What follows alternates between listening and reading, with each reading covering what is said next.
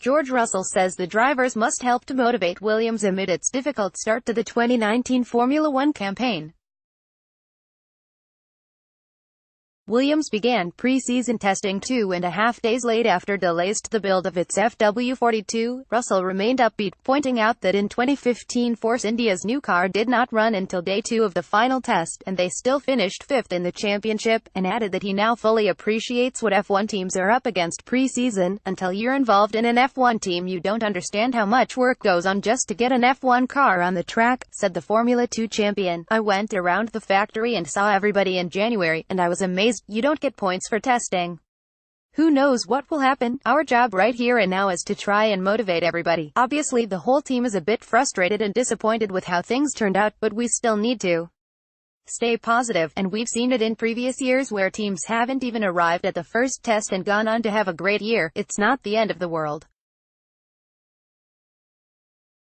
We score the points in the racing, not in the testing, so we have to keep our heads held high, and make the most of the situation. Russell admitted spending the early days of testing watching other cars running while the Williams was yet to arrive was tough. It's been quite annoying watching everybody on track, he said. Obviously as a driver, you just want to get out there. It passed quite quickly, and because I've understood how much work has gone on from all the people building this car, it hasn't made me frustrated, because I understand that we haven't got in this situation on purpose. Everybody is upset about it, and they're working their socks off to make it right.